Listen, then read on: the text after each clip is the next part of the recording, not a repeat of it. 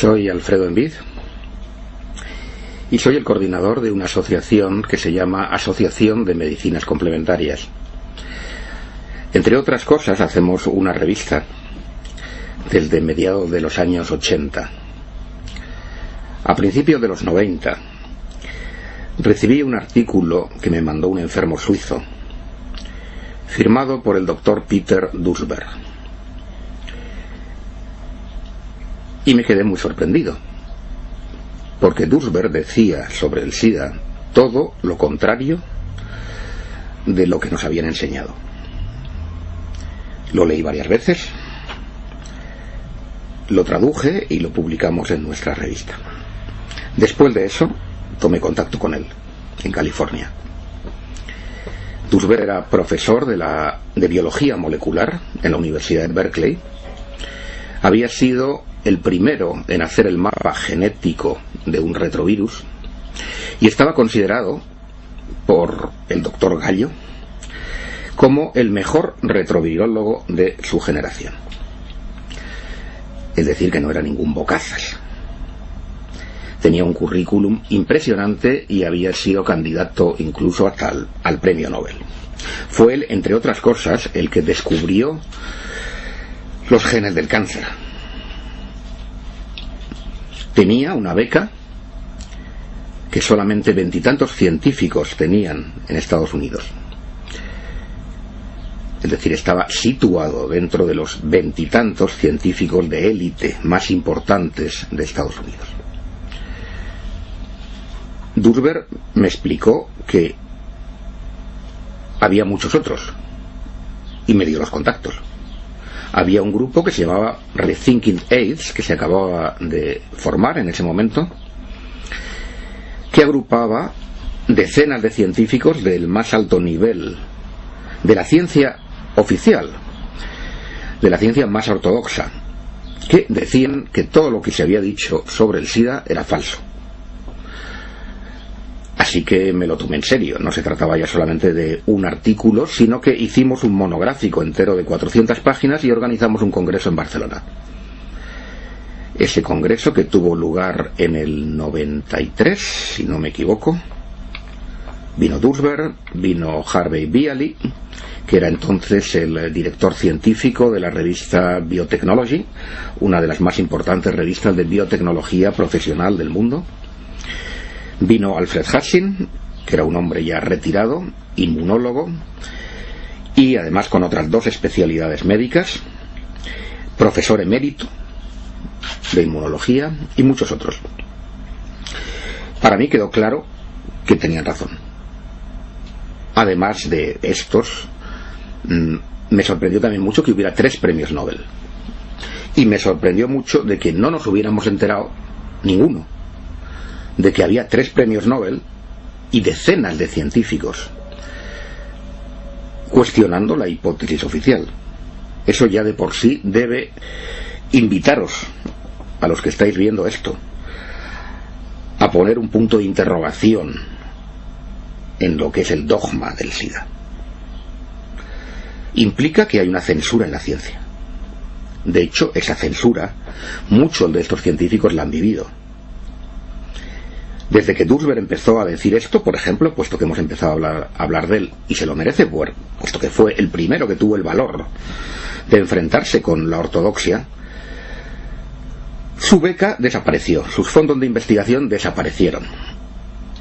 Le quitaron hasta la secretaria. Y sufrió las consecuencias de decir la verdad y de ser honesto. Como anécdota, un colaborador suyo, Stroman, que era otro biólogo molecular muy prestigioso en la Universidad de Berkeley, cuando se jubiló en los años 90, dijo: señores, dijo y lo escribió, Duesberg y todos los que dicen que el virus del SIDA no causa el SIDA tienen razón, pero he esperado a jubilarme para que no me pase lo mismo que a él. Y añadió: muchos de nosotros, refiriéndose al resto de los biólogos de primera línea, pensamos lo mismo. Muchos lo piensan, pero no lo van a decir. Por lo menos hasta que se jubilen. Así que esperamos que a medida que se vayan jubilando, tengamos una epidemia de disidentes.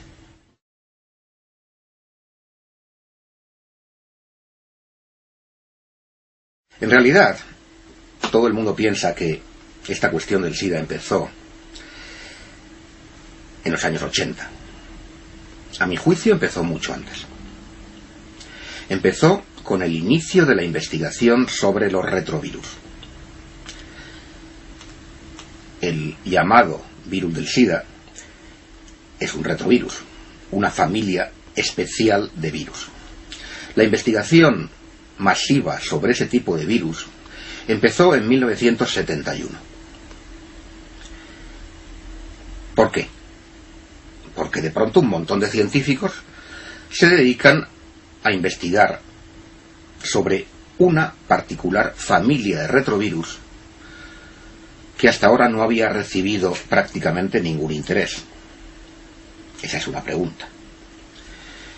La respuesta para mí está clara, y para cualquiera que tenga sentido común, porque hay dinero de por medio, porque alguien paga esas investigaciones. ¿Y quién las paga? Pues muy sencillo. En 1971, la situación en Estados Unidos era que estaban perdiendo la guerra de Vietnam. Nixon lanzó una campaña para vencer al cáncer, porque el cáncer estaba aumentando y la gente tenía miedo. Naturalmente, consiguió los fondos. Así que los fondos fueron a su campaña para vencer al cáncer. Bueno, hasta aquí todo parece muy bien. Pero cuando se ve la letra pequeña, resulta que todo el dinero iba a ir para demostrar que un retrovirus causaba el cáncer. Es decir, para culpar a los virus o alguna familia de virus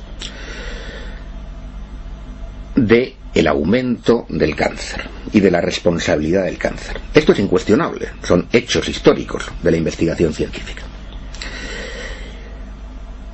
¿Por qué se escogió los retrovirus? ¿Por qué no otros? Ese es un punto clave. Los retrovirus no matan a las células que infectan. Para que un virus cause el cáncer, la primera condición es que no mate a la célula. Si un virus se mete en una célula y la mata, ya no hay cáncer. Por lo tanto, por ese motivo se escogieron a los retrovirus. ¿Y qué sentido tenía dedicar todo el dinero a esto? Pregúntenselo. Tenía un sentido muy sencillo. Las investigaciones que apuntaban como origen del aumento del cáncer al aumento de la contaminación radiactiva y al aumento de la contaminación química eran cada vez más evidentes y, por supuesto, más incómodas para la industria. Así que había que desviar la atención. ¿Cuál es la forma de desviar la atención? Si investigas en que el cáncer es causado por la radioactividad o por la contaminación química, no vas a tener ni $1.